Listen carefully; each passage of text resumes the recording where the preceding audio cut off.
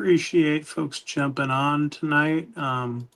Sort of worked out well that they moved around the practice schedule for today. Alex was supposed to be on Georgia Tech duty today and to give myself a little break from camp. And then it turned out that everything got canceled. So here we are and able to do a show. Couldn't do one on Sunday, just there was a lot going on. Trying to balance first day of school and life, parenting, and fall camp demands. So thanks everybody for joining us. Appreciate it. Yeah. So Alex obviously didn't get to go down this week, which was missed it all. Not intentional, but I missed all the full pad work. I didn't get to see anything in full pads last week. So. Yeah, so we got to watch 3 full practices so far of camp, and then parts of however many other avails. There've been 5 or 6, whatever it is now. There's another full week of the camp aspect, and then starting on the 18th, they go into season mode. So they haven't told us that schedule. Last year, that was Tuesday, Wednesday, Thursday media stuff. We'll see what it is. Obviously, with the game on Friday on the 29th, it'll, sorry, I'm looking up at a calendar in front of me. There'll be a little bit differently that, funny comment in the thing. I don't think they were practicing during the time. If they were practicing, it was a different time because there were like players liking some stuff that I put on social media and stuff during the time they would normally be at practice. So I'm not sure what went on today. I think they had a guest speaker today too. So I don't know if that had anything to do with it. Somebody posted something. Yeah, I've actually met that guy. He's a cool dude. Whose name I'm blanking on right now. I met him this summer. He came through during one of the summer camps at Georgia Tech, and I got a chance to meet him. But yeah, I doubt Brent was too thrilled that it went from, it was like 100 degrees the first 2 days of camp to like it was 60 on Sunday, but they were off Sunday, and then like whatever, it was in the 70s, like maybe low 80s most of this week. It was not the type of weather that a football coach wants in their camp. And then ironically, it was 96 in Boulder the last couple of days. So they've had Georgia's weather and Georgia's had their weather or vice versa. Maybe it's hot in Boulder in the summer. I have no idea. I've only been to Denver twice. I've never been to Boulder. So my parents almost lived there though. That was the second option for grad school. And they ended up at the University of Texas in Austin and then moved around, blah, blah, blah, blah, blah. So was very close to living there. So yeah, I appreciate everybody jumping on. We'll dive into the questions we'll start with the ones on the site. We'll do some in the chat as well and try not to make this like an insanely long YouTube show tonight.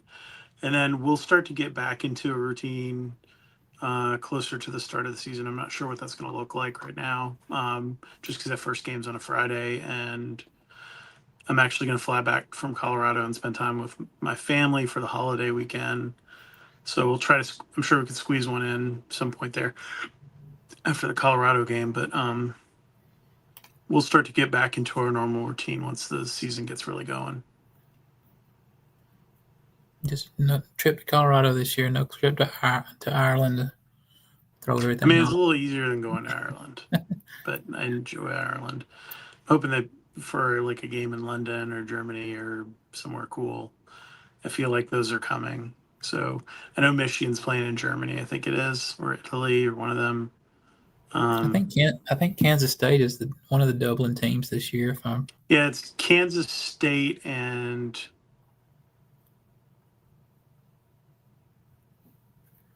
what's the other team? It was someone else random from the Midwest. What was the other team? Is it TCU or something like that? Kansas State. What are we playing? Iowa State. Yeah, because I remember joking about how difficult it would be to get It's not like flying out of Atlanta to Dublin. It's a little bit harder to get from Manhattan or Ames to Dublin. So that'll be interesting. The week 0 were, I guess, what are we now? A week and a half away from week 0. Is that right? Or no? Sorry, 2.5 weeks away from week 0. TCU UNC is next year. Thanks, and Dennis. I knew I saw. I thought I saw TCU on there. That was what I was wondering about. Will Bill Belichick be a coach in Ireland next year? Is the question. I mean, 50-50 at best, right? Like those are the best odds on that. Actually, I can probably take my glasses off for this. I had a bigger monitor, so now I can actually see. I've got Using my that contacts on. on 3 money. No, I'm just kidding. I had to get a new computer, and the monitor I've had forever doesn't work anymore because of it's an HDMI. So my wife gave me one of hers to use for the time being, and it's ginormous. I've just got 2 laptops. I've got 2 laptops set up next to each other. That's my setup. I probably I got another desktop computer over there, and a TV, and then I have my laptop in my bag. So I'm covered on the computer front. Probably need to get a desktop at some point. I like being able to switch up, and I like using the ergonomic keyboard. This is boring as hell, Alex. We need to get into the questions. I have like ergonomic keyboard just to help with my hands because I don't want to have problems when I get older having to type all the time. We're already older, apparently, because Kai Fleming said the other day in that video clip he wanted to go back in history to the 90s. It kind of caught me off guard a little bit. A little get to know you type of video from Georgia Tech basketball. The 90s. He's like, man, go back. I mean, I'd rather watch 90s NBA basketball because that was what I was into, and I goes all about it. But yeah, that's interesting. I think it is nice having the internet and some of the things that we have now, and not having. I had dial-up internet in the 90s. It was slow as dirt, and a picture would render slowly. All the AOL CDs is what we used to get back in the day. All right, well let's jump into it. Let's just start with I was looking at this. Looking at the chat over here. Yeah, I'll start in the chat with help. All right, Doug's asking about Eric Rivers. He's a real deal, man. Like, he is polished. I mean, we got to see him in the spring. He did some stuff. He was a little bit limited. He was non-contact, but he was running routes and doing things. He was not necessarily doing a lot of competitive one-on-one reps, or like he wasn't an 11-on-11 or anything. But we got to see him running around. Very smooth, very polished. Everyone wants to compare him to Eric Singleton. I think that's unfair to both those guys. Eric's a different kind of player. Eric's sort of a raw. Singleton is sort of a raw athlete guy learning to become a receiver. I think Rivers is more of a polished wide receiver with a bag of tricks and speed and all those things. Just different types of guys. They're both not big people, like not huge people stature-wise, but Rivers is more of like the polished guy you would see, playing at the next level right now. I think Singleton's more of a guy that's going to take more time to develop. I think Eric Singleton would probably tell you that. Like, he knows that part of his game is where he needed to work on. Rivers, better hands, better at getting releases from presses, things like that, getting off blocks. Singleton, just with that raw speed is interesting. Probably gives you more. Singleton gives you more as an all-around guy in terms of the return game and things like that. So different types of players, but I think that was a question on the board too. Is could Rivers be better than Singleton? And like you said, I think he's just more of a polished, like, overall receiver than Singleton is at this point of his career. And I'm not saying he can't get to that, but I think Rivers is more just like you said, he's got more tools in his bag than Singleton has at this point. And I think he's got similar speed, and I think he's got a little better hands. I think I he's mean, so someone's talking about him not playing receiver for a long time. I don't know that story. He was at Memphis as a wide receiver. That's where he started his career. And they transferred to FIU. We didn't play after his first year. And then he played 3 seasons there at FIU. So he has 3 full seasons of playing college football as a wide receiver with, I don't know, 100 and some odd catches. Like he has plenty of experience. His a lot. So I would say that's not accurate. I would say, he played receiver in high school. I mean, he played at Baylor. I mean, at Macaulay up in Tennessee. So yeah, like I haven't tracked. It's one of those things with the portal guys. A lot of times we just don't go back to their high school stuff unless we know them. So like obviously like a Kilo I knew, or actually it turned out I knew Melvin Jordan and I interviewed him as a recruit, even though Georgia Tech wasn't recruiting. I interviewed him for another site, and knew him, or Christian Laria, who I knew as a, like there's different guys that we have different relationships with. Some of them I know their backgrounds, like Malachi Carney. I didn't know much of his. Brent Key told me his story yesterday when we were at practice. Um, and it's possible he played some DB at Memphis to see if he could get on the field. That's not out of the realm of possibility, but whatever. take. Um, I was all reading that right. thought. Let me. How have the summer enrollees acclimated? Um, Fine. I mean, if you look at Phoenix Felton, or that, so Phoenix Felton's at the top of my mind because he was a guy that I was looking at pictures of today, because there's a lost photo gallery from the other day. My camera crashed. The camera card, like the card they used in my camera, crashed, and so I did not get to put these photos up. So I was looking at him today. Hold on a second. I can show you guys this. I mean, I Uh, think they've been there since May now. So yeah, they got there the end of May. And now it's a little different too, man, because now they do all those workouts. So like, here's Mr. Felton at practice. I guess this was last week. But he looks good. All of those dudes. Jimmy Bryson's one who got a lot of talk before camp started. I think, that's a harder path for him to play, just because you have Harrison Moore and Tana, and then Ryan Purves, who's a multi-year walk-on guy that got a scholarship. Those are sort of the guys ahead of him, I think, in that center pecking order. So he's got kind of a long way to go, and you hope you don't get in a situation where you need him to play. Uh, I'm trying to think of who else. Carrington Coombs, he actually looks pretty good. He's filled out physically from when I saw him, and the last time I saw him before the summer was in at Petty's last game, high school game, when his team beat Fellowship, and then he looked Grady, bigger to me. yeah, Like he looks bigger, like he's put good weight on. I'm trying to think of who else enrolled.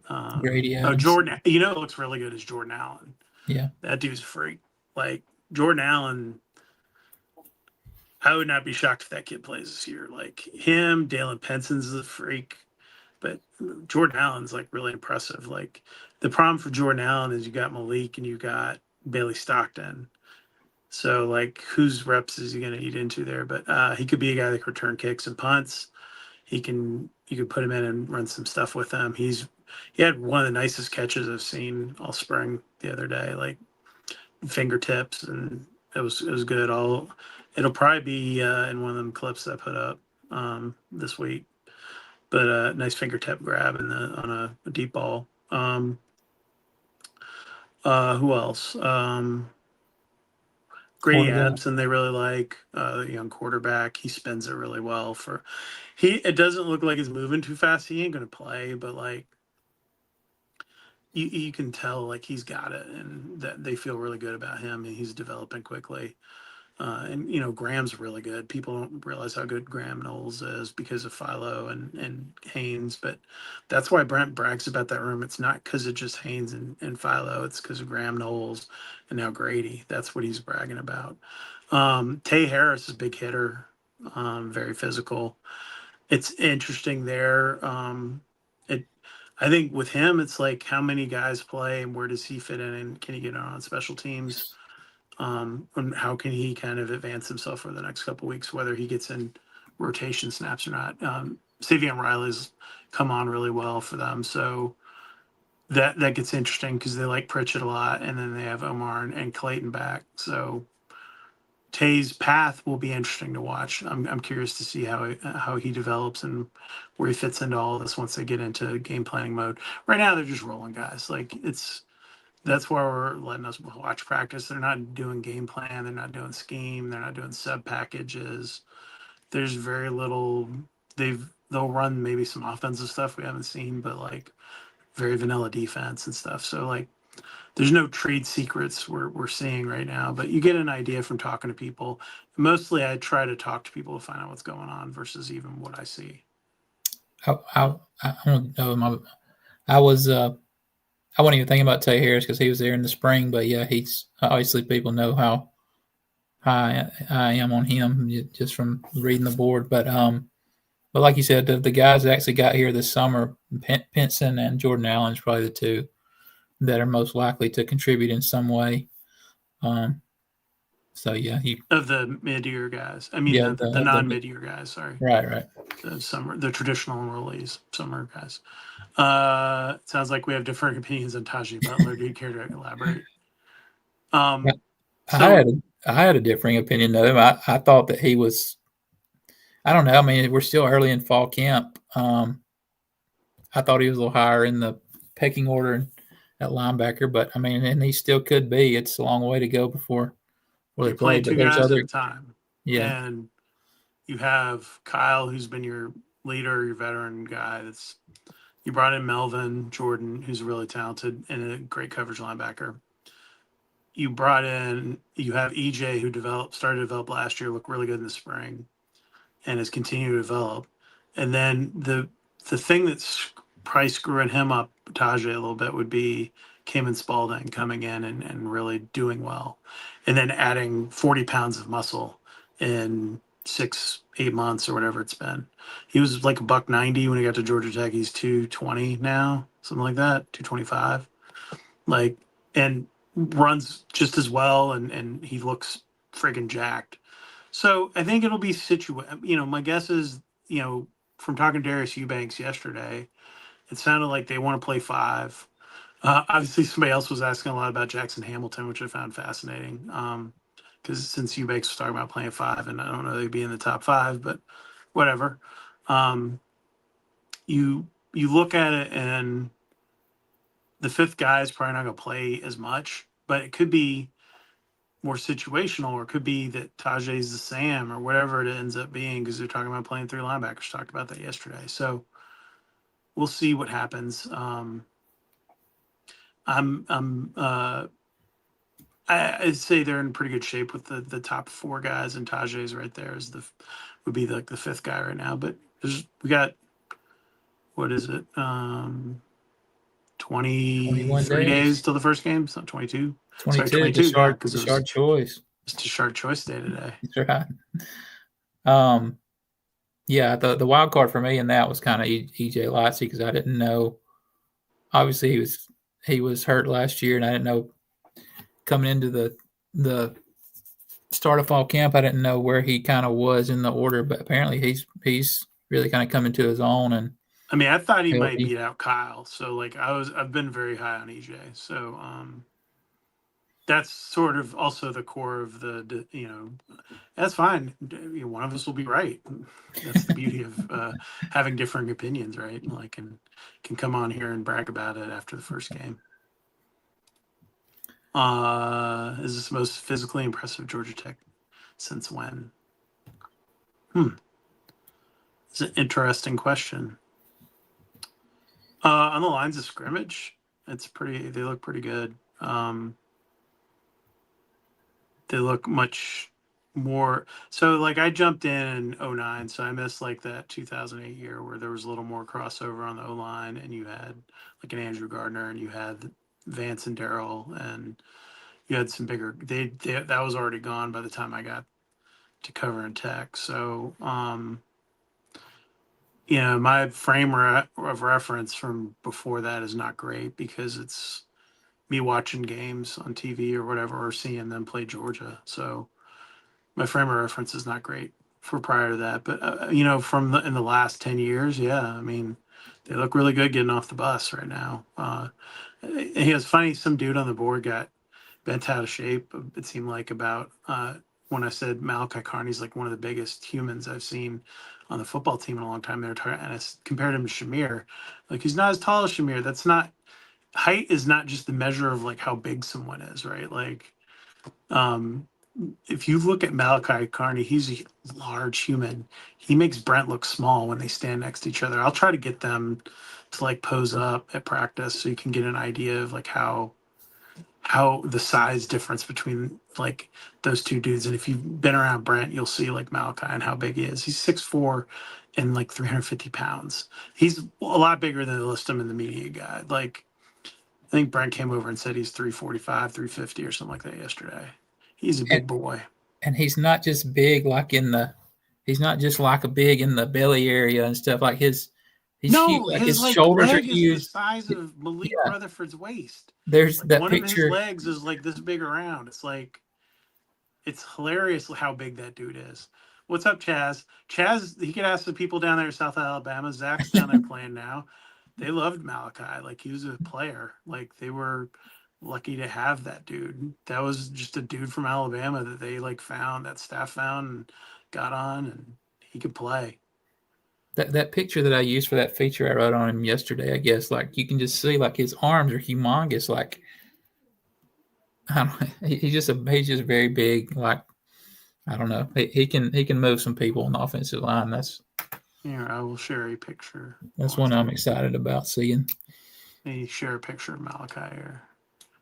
It's from this. Hold on, let me find a good one. There's a couple that I haven't put up yet. Here, this is from also that missing gallery. And at the same time, though, like if you're that big, no matter how good a shape you're in, you're gonna. That's why they have to have. Oh, he was not happy the first couple of days. I'm sure that was miserable for him. That's this. Look at this man. Like that is a large human. Like look at his arms. You can't see that. Look at the size of his thighs. Like that is a big dude. He's Like he yeah. could. Brent was telling me he could just like catch people and be effective like doing that. Like he's so big. Um. So Yeah. yeah, And that's like I said, like he can be in shape too, and he can still like you still need a guy that's going to give him some blows during games. Like he's not going to play every single snap. So Thanks, Ryan. I needed a laugh. I appreciate that, Ryan, coming off the top rope for GC3. there's a nice question on the board on the from about the worst times of the Jeff Collins era that we might get to.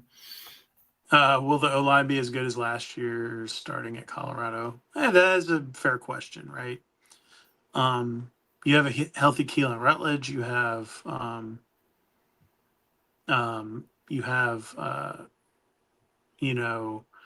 healthier Joe Fusel. You have Malachi Carney probably at right tackle. You have Ethan McKinney, who they wanted to be the starting left tackle last year but got hurt. So those positions, it comes down to sort of, to me, if I'm looking at all of it, it's how does Harrison Moore adjust to being the starting center if he's the guy, and then how does how does Joe play at left guard? Because he had a little bit of a rough time. He was hot and cold last year and trying to play through some injuries. I think Keelan gives you a lot more right guard. It reminds me so much of when they play with Shaq Mason. You can run behind him. Like that right side, they have 650 pounds of beef with Rutledge and Carney that you can run behind. Like that is something they've not had. and they can move humans, and so that's going to be real interesting for me to watch. Very Yeah, so I think good. it comes to Harrison Moore, but he looked good last year when he played. He just didn't play much center, so he played 3 snaps. So how does he do? I think, and then if Joe Fusel does well, if Joe's struggling, then it gets a lot more interesting because I don't know. It'll be interesting to see what the pivot would be there if he's not playing well. So, but I'm hopeful that Joe's doing well. He looks good in camp. Yeah, Yeah. Tajay is still the youngest dude in the linebacker, and that's the thing everybody forgets. Like Jackson Hamilton's like a COVID senior. Kyle's a redshirt junior who's played 3 straight years, a lot. You have EJ, is EJ a 4th year guy, but didn't play till last year. You have Melvin Jordan, who's played a ton, a starter, and then played a ton the year before that at Oregon State. So yeah, they have a lot of experience there. Yeah, EJ was at Georgia 22, 23, and then last year. So he's going into his fourth year of college football. Yeah, and you can't underestimate this. JT Byrne can block. JT Byrne is physical. JT Byrne is a big human. He is not that much smaller than Josh Petty, right? Like, if you see the two of them standing, obviously a little bit different frames, but he's a big boy. He can block. No one's been concerned. That has never been a level of concern they had. There's a reason why they went out and got JT Byrne. Like that dude, you put on his film, he blocks the hell out of people. That's what they want from that position. You have Brett Seither who can catch the ball. You have Luke Harpring catch the ball. JT catches the ball fine. Josh Beetham can catch the ball, but JT moves people, and that's going to keep him on the field. You wonder Dutter if coming you in with the running back question here. Is there a running back number 2 right now? I think it's Trillane Maddox right now. Is he the guy? That'll be, I think, one of the things they're figuring out the next couple of weeks. I think some of it could be situational too. You will see Dalen Gordon play. Like they're not joking about that. That dude will play. Malachi Halsey will play. And then it will be interesting to see if either of the 2 freshmen can get in there and play before Chad Alexander gets back. It gets really interesting when Chad Alexander comes back because him and Jamal play really well together and off each other and similar styles. So, I would say I feel, pretty good about the running back room. I feel better with Chad Alexander back, but Maddox is Maddox can definitely move the pile. He's a big running back. I haven't seen a guy like the last guy I remember like his size was Anthony Allen. That was kind of like built like that. That was really, he has a good burst in the open field like Allen does. People don't realize that he played last year. He was coming off a blown out knee and hurt his foot. You didn't see like how fast that dude actually can be like an open field either. So don't get too like caught up on what you saw last year. You were seeing Trillane Maddox at like 75%. So I think that dude can do a lot more. I think Maddox have a little bit of the edge over Malachi Hosley right now, but just for being there a little longer. But I think, like you said, it's going to be situational. They're going to use guys to keep guys fresh. When you've got that many talented running backs, you can use them and not have a ton of drop off. So Yeah, I it's a mean, if good, you can keep Jamal at 40-ish snaps a game, that's ideal, and that will keep him healthy. Because we all saw the difference, right? You saw the difference was clear as day when he was healthier in the parts of the season where he was healthier versus most of the season when he wasn't, Jamal. And what he could do in the field and those cuts and the ability to reverse field or break away. And it was night and day. And it was like when they'd have a bye week or he had some time to heal up, he would be so much better. They didn't have the depth to like do that last year. And he wants to play. That's the other thing about Jamal that people don't realize is he wanted to be out there as much as anybody. So I think that it's encouraging seeing what's going on in that running back room.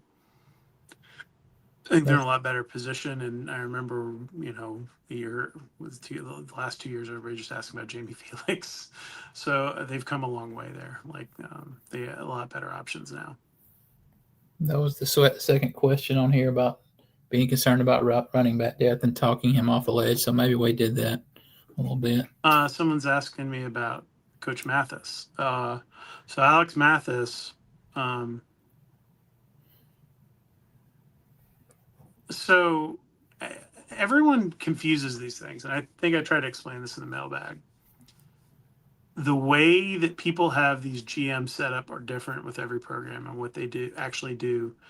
And most of them, every program, are not functioning like a general manager in an NFL sense or baseball sense or whatever, where they're going out and they're picking the players and they're bringing them in and negotiating the deals and all that.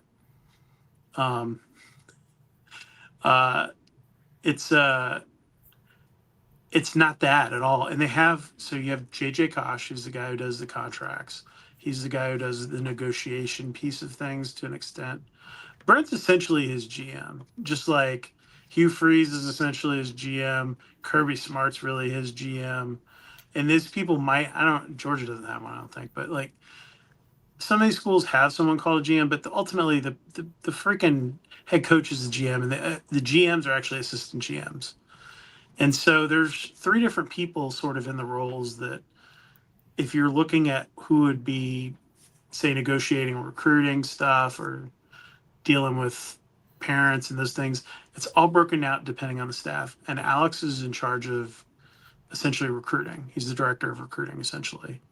But he also does other stuff, and it depends on where the relationships are, too.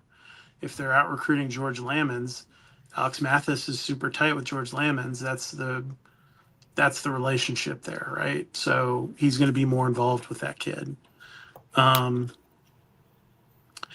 then those guys all have relationships with pro scouts, and that's another whole aspect of the job too, helping with like the liaison between the NFL scouts. So this past week I saw, I think, 9 or 10 different NFL teams at practice watching guys. Those relationships are different. So that was when like Kenyatta was there, that was his job. He was the guy that dealt with the thing, and he was less involved in the back end of when Key took over and the day-to-day recruiting stuff. Mathis is more involved in the day-to-day recruiting. Aaron Joe, who was the GM, was more involved in the day-to-day recruiting aspect of it. So it just depends on how you set it up. He has a staff of a ton of people, and they do a really good job at what they do, and they have things very well organized. I think it's not something to fret over why they don't call someone on the staff GM. You could call whoever you could call Alex Mathis GM, you could call whoever on the staff GM, and it would just be however Brent wants to delegate his stuff. But essentially, Jay Babrot cautioned to do the CFO stuff in the NFL. I'm not sure who negotiates contracts. I don't remember how that all works, but he would be the guy that would be the nuts and bolts guy of the GM contract aspect of things. And then you would have like Mathis doing like essentially a director of scouting, but a director of recruiting because it's college. They have people that deal with the portal stuff. There's people that just scout like other teams. There's all kinds of stuff. But yeah, Mathis's main role is sort of he's in charge of recruiting. It would be the way I would describe it. If that makes sense. When you said that you didn't know if Georgia had anybody that did the contracts, I was thinking about. Well, I have Coach Gant that goes and takes care of the. No, I was just going to say get messed up. I was just going to say they don't need anybody to do contracts because it's relationships over transactions. You got to remember that, Kelly. It's all relationships. It's always been relationships. Even when my buddy was delivering duffel bags of cash to people for certain coaches back in the day. I love those kind of relationships. Yeah, that was a relationship too. Will coming in with the Paul Johnson questions. How good would Paul's offense be with these guys? I think it'd be pretty good. I'd love to see Jordan Allen taking a rocket toss on the edge, or Jamal Haynes playing some A-back. Trelane Maddox. I don't have enough B-backs on this team. You only got like Trelane and like Shane Marshall and maybe Hulsley Capet. Yeah, it'll be fine. I mean, apples and oranges. JT Byrne would be playing tight end in this offense. Maybe playing left tackle. You might have just started an 8-page thread of arguing with that response right there. The old PJ guard. Dutter's asking me to list depth charts. You go read JOL. I've gone into all of that. Go read it on the site. Pay the $10 a month or whatever it is to. Hey, $1. What'd you say? $1 right now. You can do a $1 deal. Get the athletic. How about the academic? The athletic. The athletic. Go check my Twitter. I've tweeted that offer out a few times. We've had depth charts. I'll do depth chart stuff. That's not for YouTube. Golly, would play B back. Good call there, Chad. Hey, I like it. He was a pretty darn good running back at Decula High School. He would play B back with the neck roll. Let's see. Okay, first question on the board is about, have you heard anything about fan experience changes? I saw Alpert interacting with a few people on Twitter about it. Has he found the coffee maker yet? He made that joke to me about the coffee maker. Like, we were like chatting and not on the record conversation. And I think somehow he picked up on that was a thing that Bat did. So he made the joke to me, or he read it on the site or so. I don't know, but it was funny. It made me laugh. He's a good dude. I like Ryan. He's trying. There's a lot of stuff going on. It's hard, man. You're 3 weeks out. I guess a month out from the first home game now at this point. What can you do? I don't know. I think you guys got to give this dude a little bit of time to figure that part of it out. They're going to try to do whatever they can. He's been taking notes of the stuff you guys talked about. I know there are people complaining about some stuff with Fan Day. I know he knows about that. I would just say have some patience and let the guy do his job. And if I hear of anything tangible, I'll pass it along. I mean, that was one of his, he talked about it in his opening thing. That was one of his biggest projects at Tennessee, was like transforming the fan experience on game days. So I'm sure that's high on his priority list. Yeah, it's just hard. You can't make a like a battery, right? There's no way to do that around there because you just don't have, there's nowhere to put anything. Everything's landlocked because of North Avenue, right? So you can't do that. So you have to come up with something else. And then trying to cross North Avenue or whatever is a pain, or if you shut it down. And that's not a place where you can have sustainable restaurants. Like, you can't put a restaurant on the corner of North Avenue where that empty parking lot is. I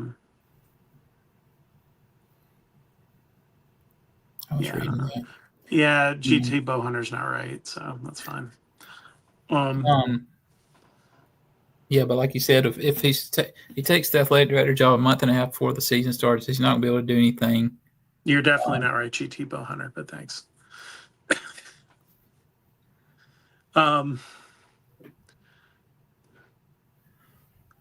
He's off by quite a few guys in the chat. Sorry. What were you saying, Alex? Sorry. I was just saying he can't. He like you said, he's not going to be able to change much fan stuff. A month and a half, maybe for next season, but taking the job now, just before this season starts, I'm not sure he's going to get too much done in 3 or 4 weeks. But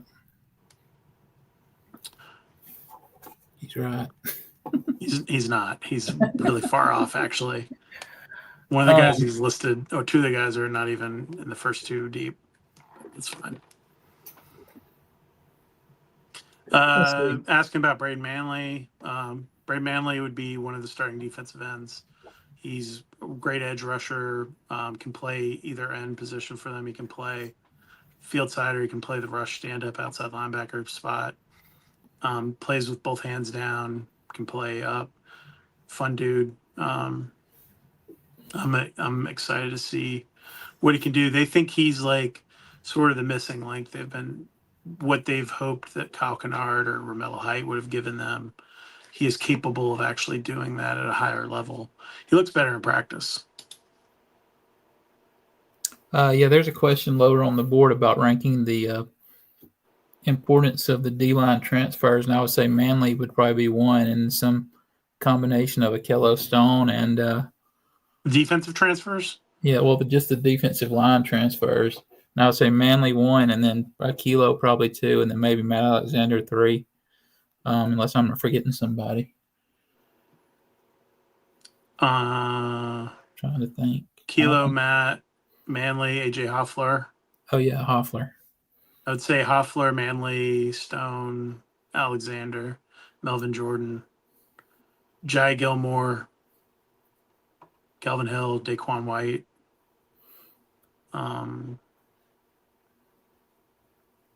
Those would be the main guys off the top of my head. So we got an old friend in the chat over here. Yeah. Let's see. Let me get back to the list in order. I went out of order there. There's a question about what do you think Buster's approach will be attacking Colorado? I mean, really, they lost a good bit of guys, I'm pretty sure, in the secondary. So,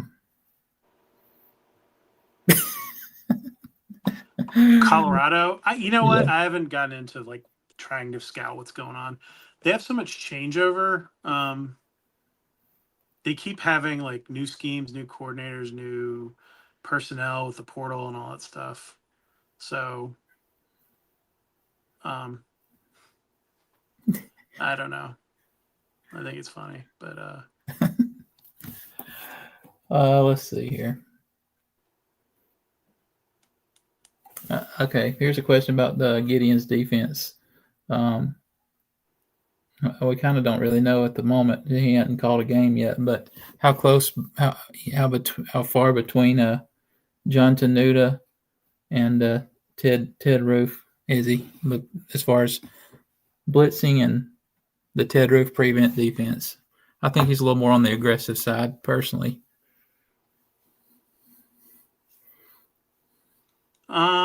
Yeah, I don't know. Like people keep asking all these questions. We haven't seen the guy call games, so I don't know. I think that it's going to be an interesting thing to see how he calls a game. I think that's like a great unknown. It's hard to tell, like, he's worked with different defensive coordinators both in the NFL and college, different schemes and different ways of doing things. And like people thought he was going to do one thing with the defense and play like, two down linemen and two guys standing up. And that didn't they stayed with what was working with Jess and all those guys. So I think that it is going to be probably also dependent too, and Chad just mentioned this in the comments, but like how good are they in their base defense getting a pass rush, right?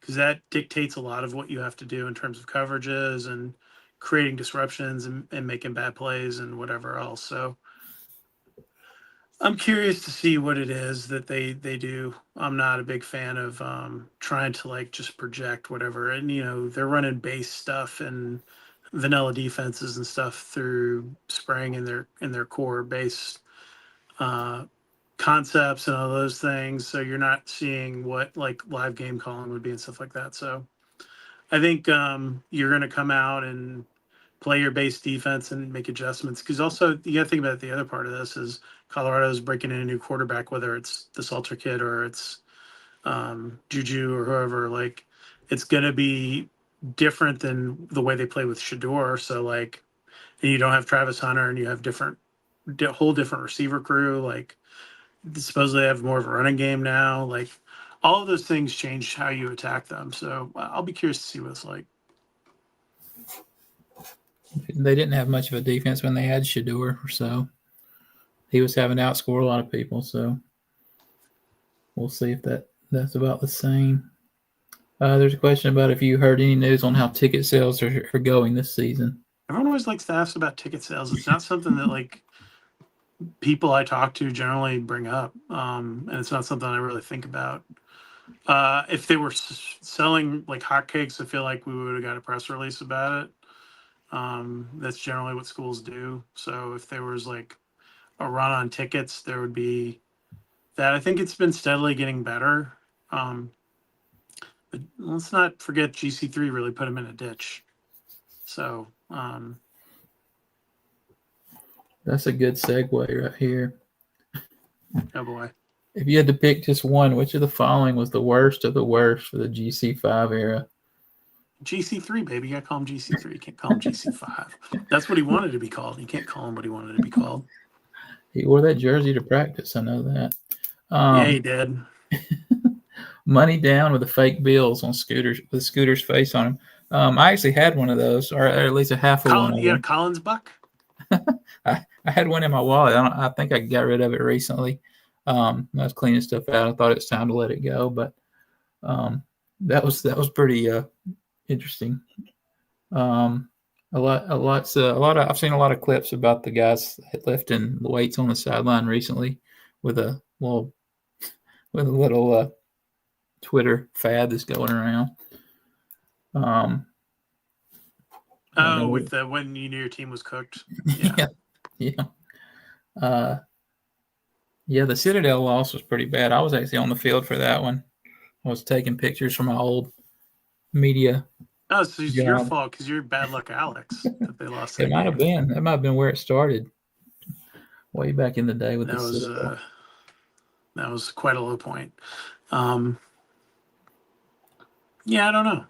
There's so many to choose from. The lifting weights at Clemson was up there. I was like, do you think you're intimidating Clemson? Like, I don't know. Dara, you should really go read the website. That was literally in the mailbag this week. Go read the mailbag from Monday. I talked about Brent Keys in. There's a question about how has Haynes King been looking in camp with the shoulder cooperating and everything. To me, I guess he's full go right now. I haven't seen anything to look fine in the spring.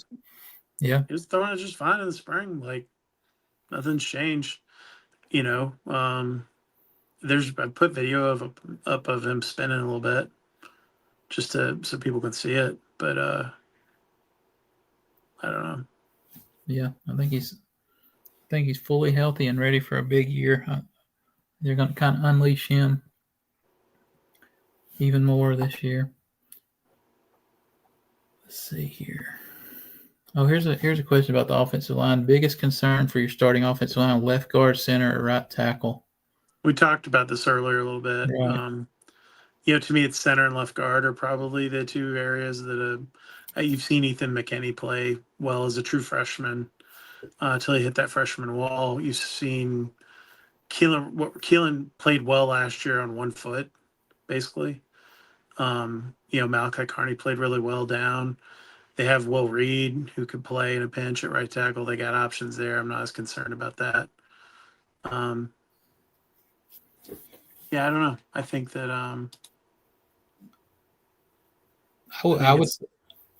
would say center just because I have a lot of faith in Harrison Moore, but that's the center job is a pretty hard one to walk into and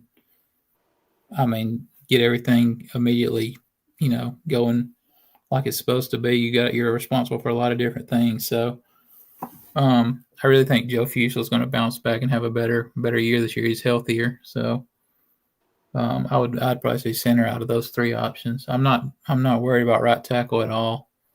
So trying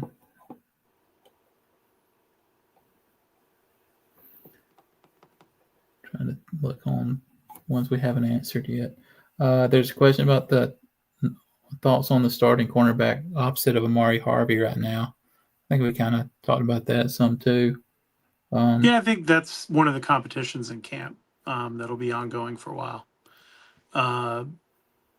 You have Rodney Shelley coming off injuries. You have Daquan White. You have who had a great spring. You have Zachary Toby.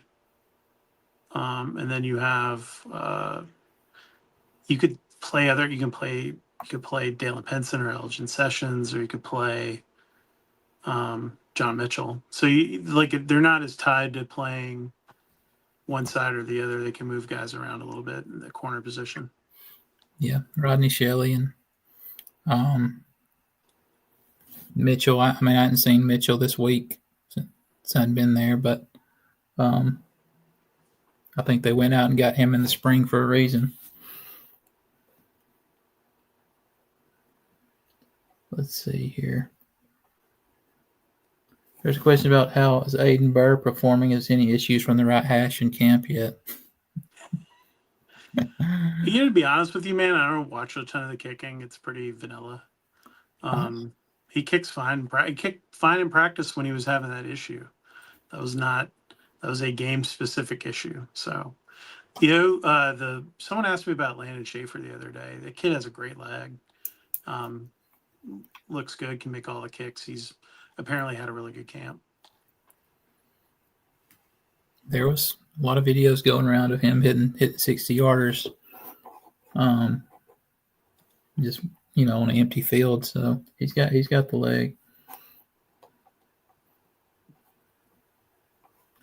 There's the question is, do you see any guys being first or second rounders in next year's draft? First or second rounders? Let's or if not, who could be a first rounder and I mean, I don't know. That's so hard, man. Like, I think it's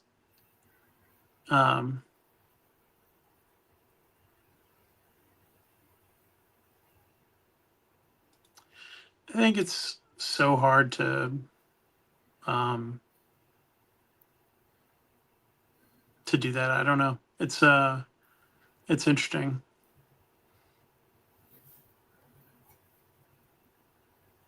Let's see, on the bottom of the list, we talked about the defense with Gideon a little bit. The last question on here is, how many teams on our schedule are we more talented than? That's the last question. I mean, the more talented than? Yeah, the schedule's a little bit more forgiving than it has been the last 2 years. I still don't know. I mean, maybe 7 or 8, I would think. Yeah, 9. I mean, you know, you would probably say not Clemson, not Georgia. You know, Colorado's interesting because they have a lot of top end talent. I don't know, man. Certainly a lot of the ACC schools, I would say they're, and you know, you're not playing Miami this year. You don't have like a Notre Dame type game. Colorado's that level game in there, so I don't know. It'll quite a few more, which is a step up from what it's been, I would say. Let's take a minute here and take care of a little business. Thank our friends at Section 103 for sponsoring the Jacketsonline Q&A with Alex and Kelly talking Georgia Tech football. Appreciate everyone joining us here on a beautiful October weathered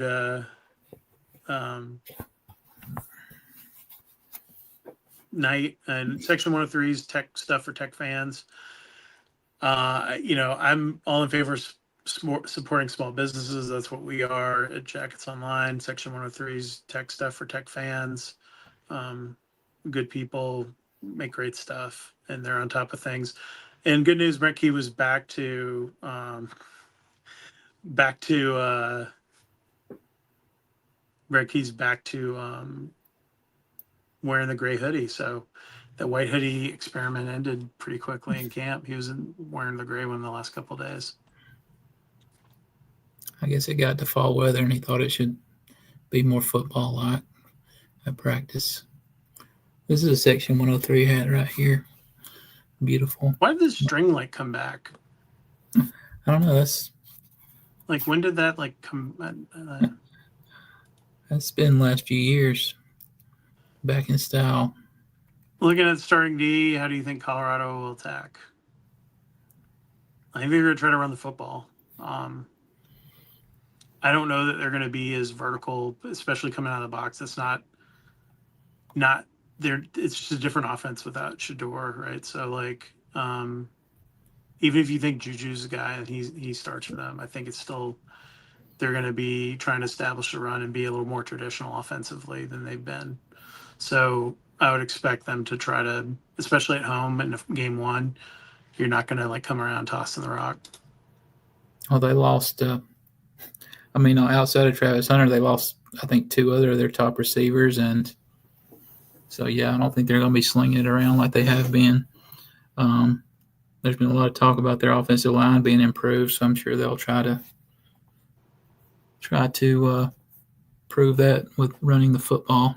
But should be fun matchup with a new defensive line. Yeah, I think it'll be interesting to see how it all plays out. Sorry, I was trying to do something.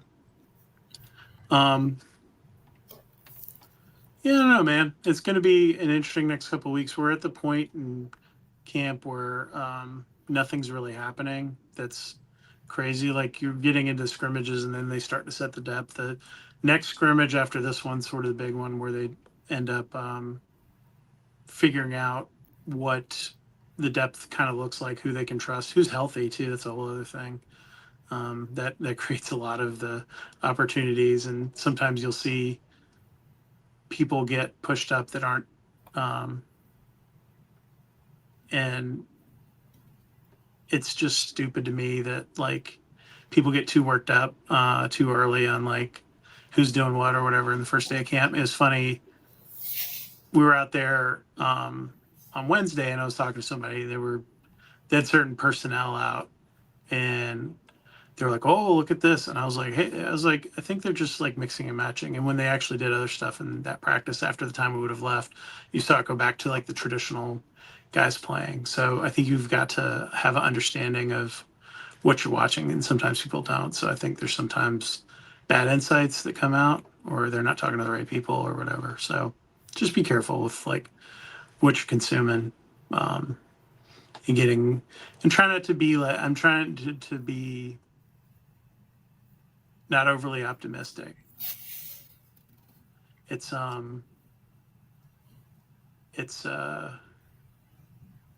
it's an exciting team, but like, is this 1997? Is it 1998? Is it 1999? Where are they in the? If you want to compare it to Illyria, or where are they in that calendar of time as they move along? I don't know. But I'm excited to cover this team. Looking forward to going out to Colorado. Alex will be doing high school football left and right coming up. Going tomorrow night to watch a big scrimmage at Barron Stadium. Douglas County's coming up here to Rome, so get a good chance to see Aaron Gregory up close, and then the pair of Rome receivers, JJ and Darnell. A lot of talent on that field tomorrow night, so it should be a fun one, even though it's just a preseason scrimmage. Corky Kell starts next Wednesday, so I believe Kell. I think Kell plays that first night at home against South Paulding, maybe. So that'll be a fun one. Get to see some big time recruits. Nathan Aguimain, the tight end. Get to see him up close. Lots of good high school football ahead that first weekend. So I'll be around. I'll be seeing as much as I can. Yeah, it's a fun time. And then, we turn around and we'll be like the middle of the season before we know it. And that's like the crazy part about this. Like it goes like so fast. Like it seems like the off season drags forever, and then we're in the season, and it seems like it lasts like 3 weeks. You'll be driving up to Charlotte for basketball media day in September or October before we. It's October 6th, I think, or something like that. Yeah, before I blink my eyes. Yeah, it'll be then, and it'll be a weird time, and we'll be talking about basketball. We don't have a non-conference schedule yet, which is weird with basketball. That's a different story. We also don't have a men's basketball SID right now, so they're in the search for that, and I think getting ready to hire somebody. The great Mike Stamus retired this summer, finally, after 43 years at Georgia Tech, something like that. Saw him the other day. He came by practice, so it was good to see him. Yeah, we'll be talking hoops at some point. Not a lot going on recruiting, to be honest with you. They have 20 commitments, I think, right now. The ones they're going to add are going to be November, December. So We'll get a better idea of who shows up to game visits and who are real flip targets. I'm sure some names have gone around on the board already with that, so that'll come into focus a little bit better when they start visiting for games. Yep. All I'm sure right, folks. Oh, sorry, Alex. I didn't mean to step on No, you. you're good. I was going to say, I'm sure that Clemson matchup in week 3 will have the eyes of many recruits. Yeah, I think that'll be a busy recruiting weekend. Probably the busiest, other than the game in the Benz will be tough because it's playoff football time and it's family time, so it's harder to. We'll see how that works out. Are they doing the week off or whatever this year, or no? Did they give up on that? I don't think so. I think they're going straight into the playoffs that first or second week in November. So Thanksgiving usually is either the Elite Eight or the Final Four round. So yeah, with that There'd being be much people upset about whatever the branding they're using for the rivalry game. That will also be the one that Georgia uses again next year. So not a lot to complain about. But people want to complain, so God bless them. Appreciate everyone for joining us. I think we got a lot accomplished today. Some people acting like idiots in the chat is fine. Whatever, man. It's weird to be mad at people that are just doing their jobs or whatever. Appreciate you guys, and we'll see you next week, hopefully, unless something crazy happens. We need to talk before then. Thanks for jumping on the show, and everybody be good.